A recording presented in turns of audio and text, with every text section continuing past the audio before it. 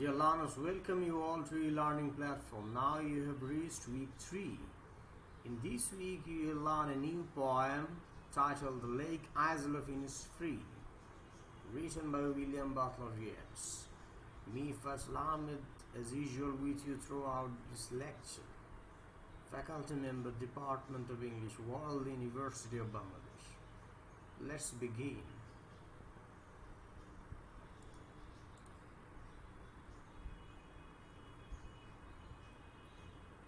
First of all, you will know about the poem, The Lake Isle of Innisfree. William Butler Yeats wrote The Lake Isle of Innisfree, one of his most famous and widely anthologized works, in 1888.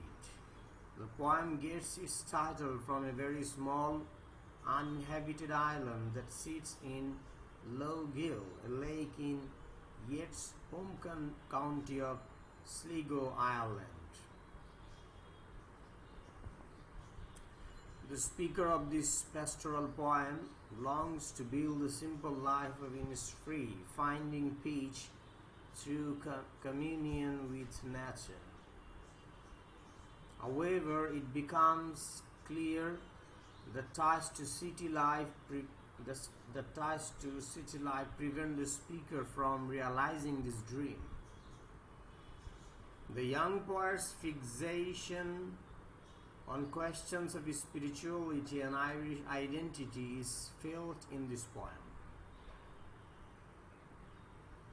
So, spirituality and Irish identity, which also contains the sort of archaic language that he would later abandon and decry. Following an ABAB rhyme scheme and loosely iambic meter, the poem's seemingly neat, concise structure belies its complex networks of rhythm and sound, which are responsible for much of its visceral impact and enduring popularity.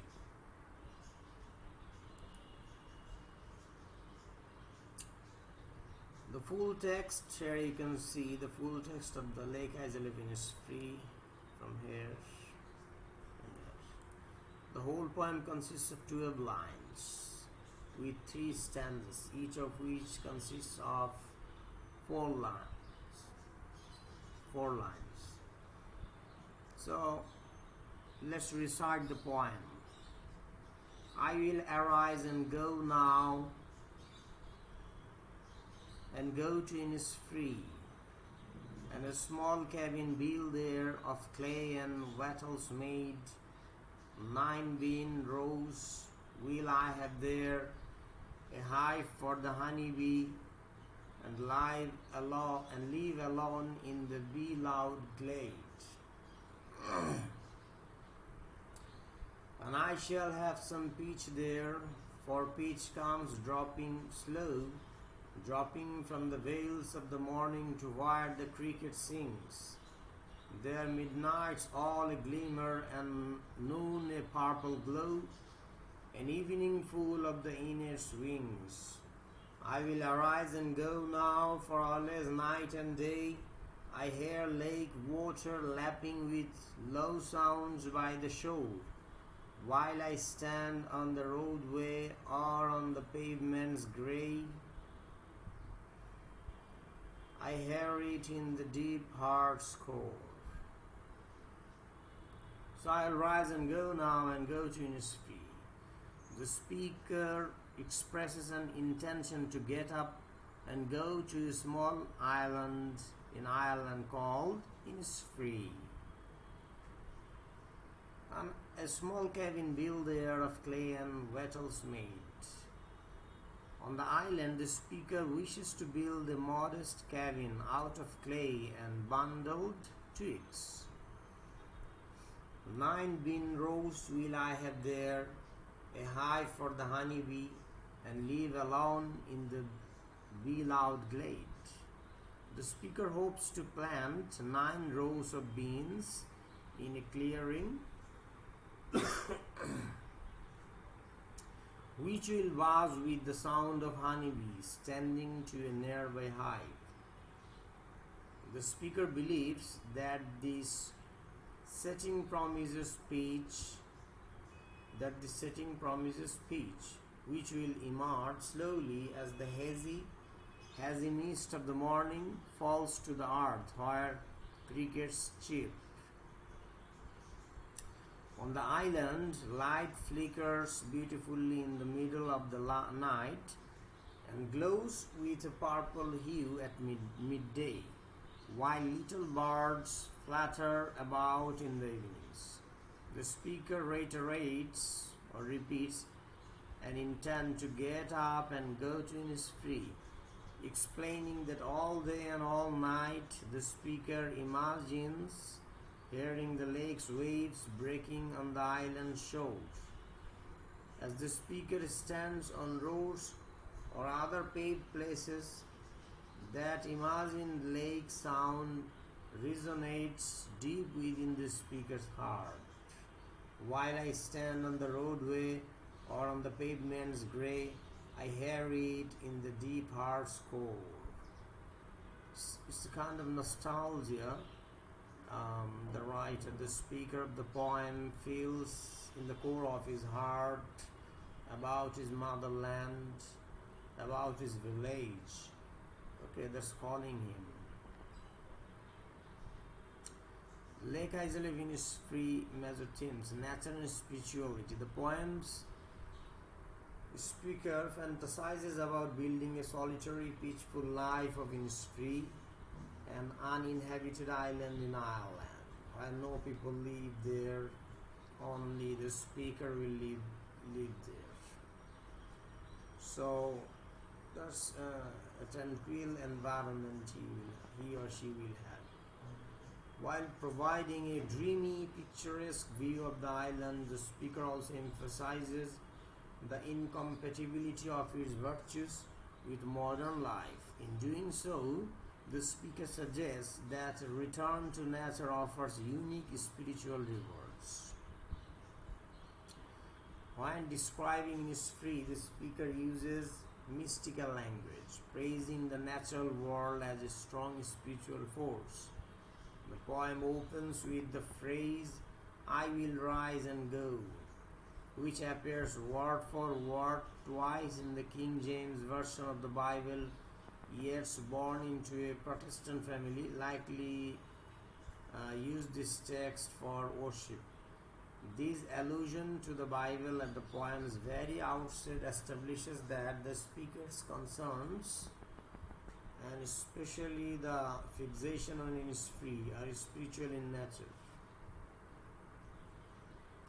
Subtle references to religious tradition continue, such as the veils of morning, a metaphor that likens early morning weather such as fog and dew to head coverings often worn for religious purposes, plus phrases like purple glow and midnights all a glimmer build a dreamy, supernatural atmosphere. Moreover, the speaker clearly feels a deep personal connection to Innisfree, claiming that it calls out, always night and day, relentlessly summoning the speaker. The two share a spiritual kinship, as nature lives within the speaker who hears it in the deep heart's core. The speaker believes that heeding its calls will bring some peace. Thus, the speaker champions nature as a profound divine force that can bring about inner serenity. At the same time, the speaker emphasizes that communion with nature is the only path to attaining such spiritual rewards. In other words, modern society interferes with the pursuit of peace and truth. The speaker repeats the phrase, "I will arise and go," as well as "and go." As such, the speaker expresses a deep, persistent desire to get up and leave the city and go back to the village to get the charm, serenity, and the spirituality of nature. When describing an ideal life on the island, the speaker also notably refers to Innisfree 4 times as there. In doing so, the speaker stresses that fulfillment cannot be achieved here. That is, in the present urban setting, in lines 4 to 5, the speaker implies that spiritual awakenings occur only outside of advanced societies and large communities, and instead when individuals are in tune with nature. In particular, the speaker expresses an intent to live alone on Innisfree right before declaring, "I shall have some peach there." Finally, in the poem's penultimate line, the sound of splashing water entrances the speaker, who stands on the roadway or on the pavement's grey. The inversion at the end of this line calls attention to the descriptor grey, playing up the bleak austerity of city life as a critical barrier to spiritual pursuits.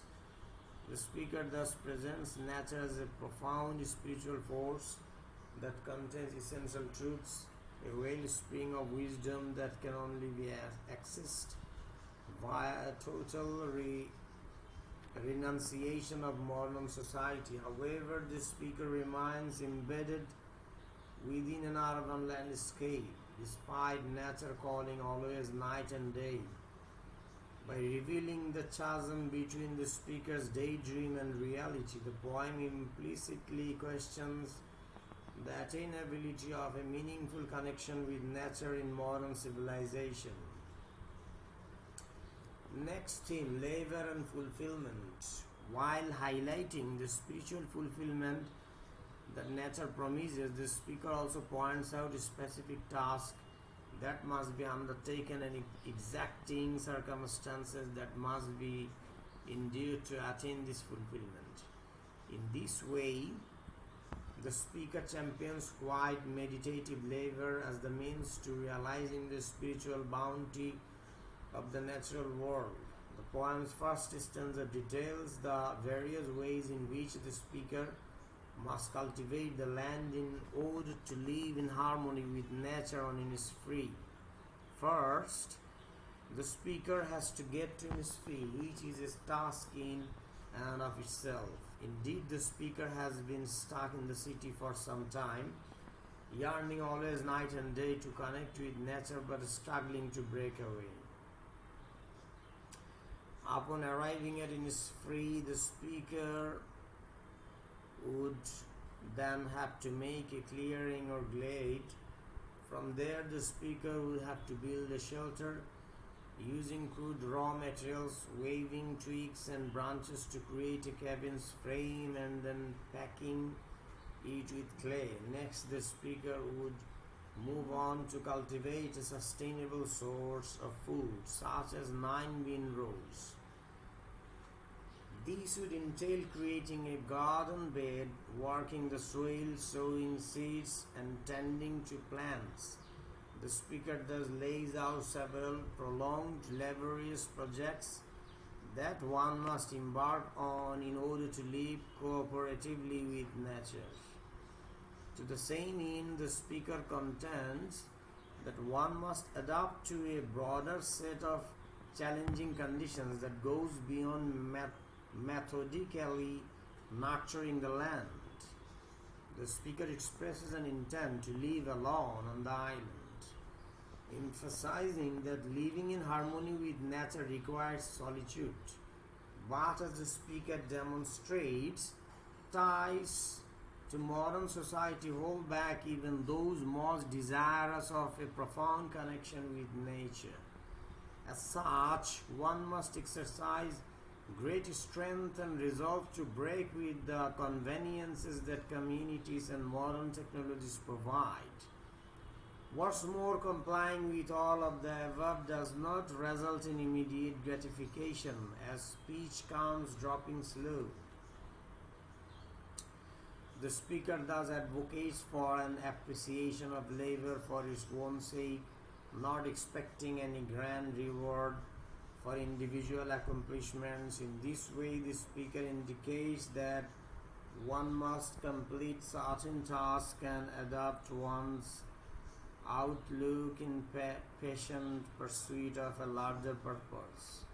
It is such meditative contentment with one's labor that will ultimately bring about spiritual fulfillment. That's all for this week. Thank you very much for being with me. That's the end of the lesson. Bye bye.